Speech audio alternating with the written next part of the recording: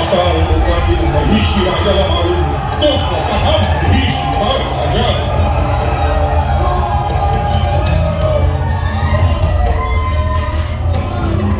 रक्तबीज पाताळात असतानाच त्याला महिषासुराच्या वधाविषयी समजलं.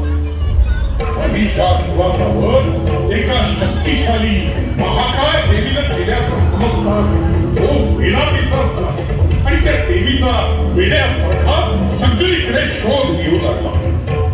पूजा पाठ करणाऱ्या ऋषी मुनींवर अनन्वित अत्याचार करू लागला.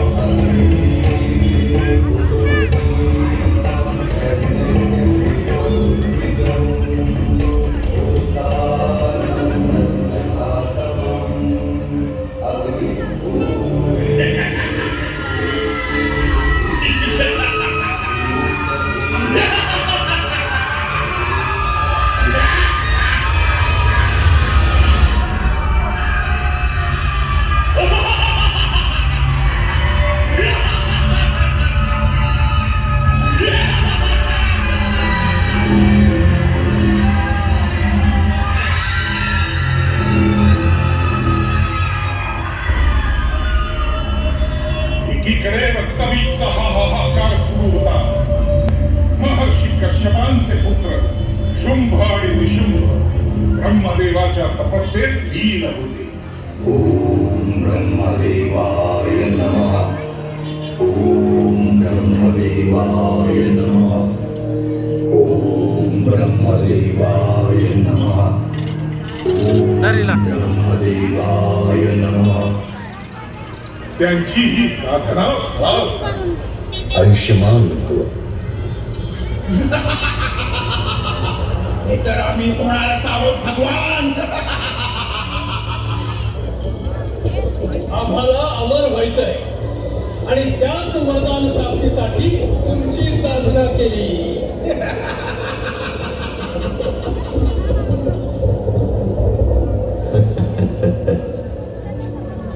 शुंभ निशुंभ यांचा स्त्री लंपट स्वभाव ब्रह्मदेवांना ज्ञात होता आणि म्हणून त्यांनी वरदान दिलं.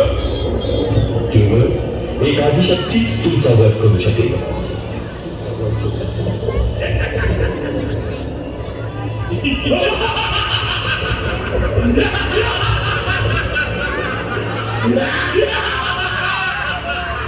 ब्रह्मदेवाच्या या वरदानानं गर्विष्ठ झालेल्या शुंभ आणि निशुंभांनी आपल्या भावाच्या हत्येचा सूड म्हणून इंद्रावर आक्रमण केलं. तेव्हा इंद्रदेव नृत्य गायनात रममाण होते.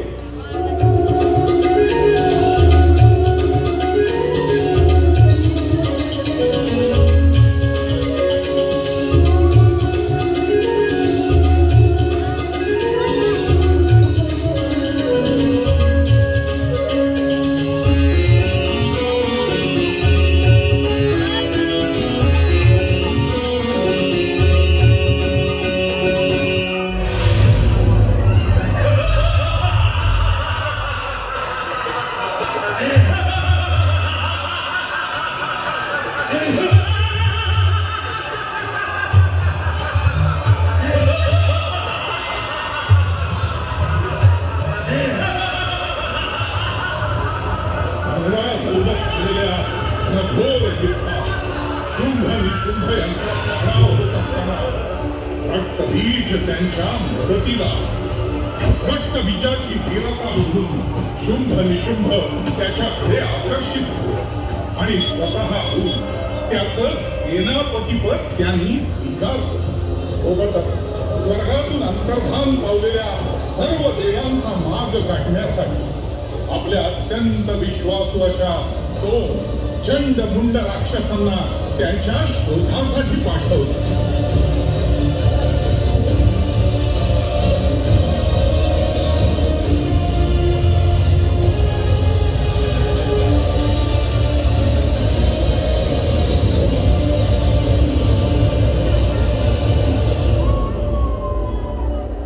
स्वर्गातून अंतर्धान पावलेले सगळेच देव कैलास पर्वतावर महादेवांना शरण आले.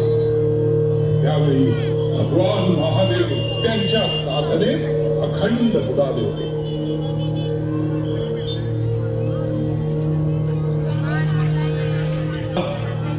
पार्वती मातेनं ऐकला आणि माता पार्वती त्यांच्या समोर प्रकट झाली.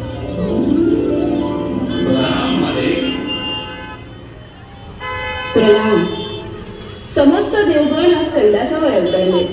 नक्कीच काहीतरी खास प्रयोजन असेल. माते, आम्ही अनभिज्ञ असताना समस्त दैत्यांनी स्वर्गावर आक्रमण केले आणि त्यांच्यासोबत महादेवांचं वरदान लाभलेला रक्तबीज आहे. या संकटातून केवळ देवाधिदेव महादेवच आभास काढू शकतात. देवाच्या घोर तपश्चर्येत बाधा आणि विघ्न आणण्याचं धैर्य माझ्या अंगी नाही. पण देवराज, युद्धभूमी सोडून पळणे हा पुरुषार्थ नाही. आपण युद्ध सुरू ठेवावं. काहीतरी मार्ग नक्की निघेल.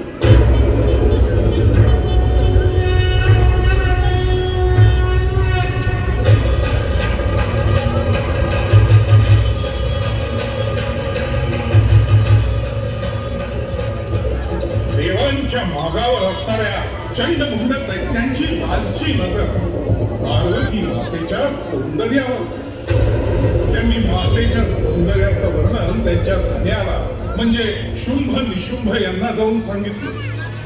स्त्री लंपट स्वभावाचे दोघे ते वर्णन ऐकून वेडेपिसे झाले आणि मातेला मिळवण्यासाठी त्यांनी पुन्हा चंडमुंड यांना कैलासावर पाठवलं.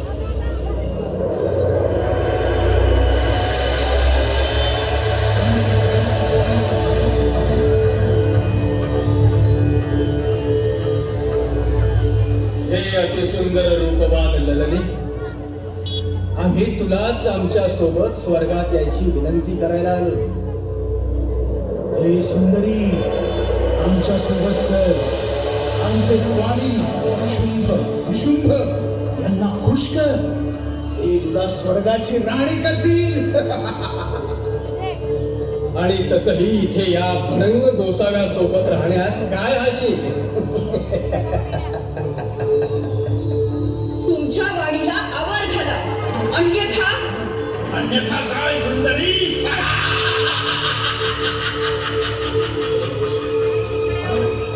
तुमच्या वाणीला लगाम द्या आणि याचं भान ठेवा की तुम्ही एका स्त्रीशी बोलता आहात, जी स्त्री तारूही शकते आणि मारूही शकते.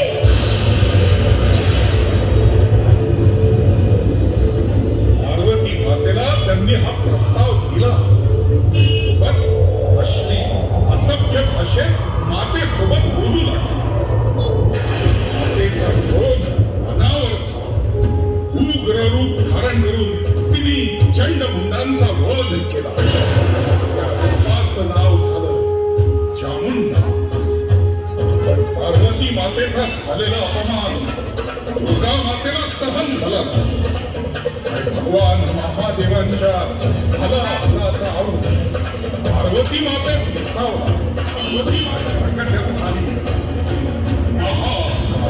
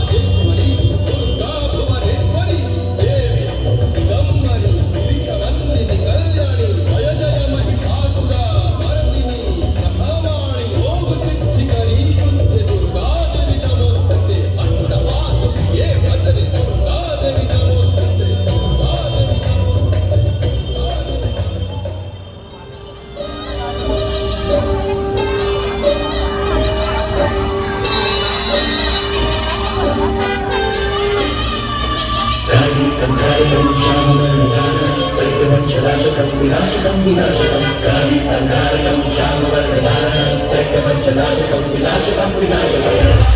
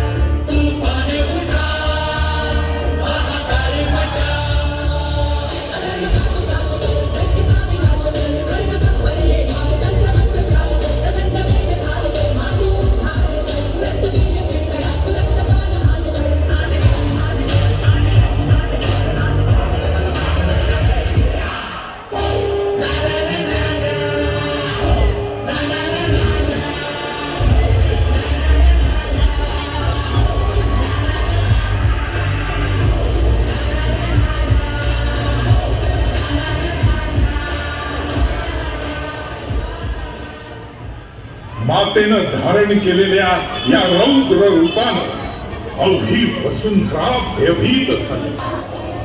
हे कैलासाधिपती, पार्वती मातेने धारण केलेल्या या रौद्र रूपाला शांत करण्यासाठी तुम्हाला तुमचं स्थान सोडावंच लागेल. भगवान, या तीनही लोकात तुम्ही एकमेव आहात जे हे तांडव थांबवू शकता. हे तांडव जर थांबवलं नाही तर विनाश अटळ आहे महादेवा.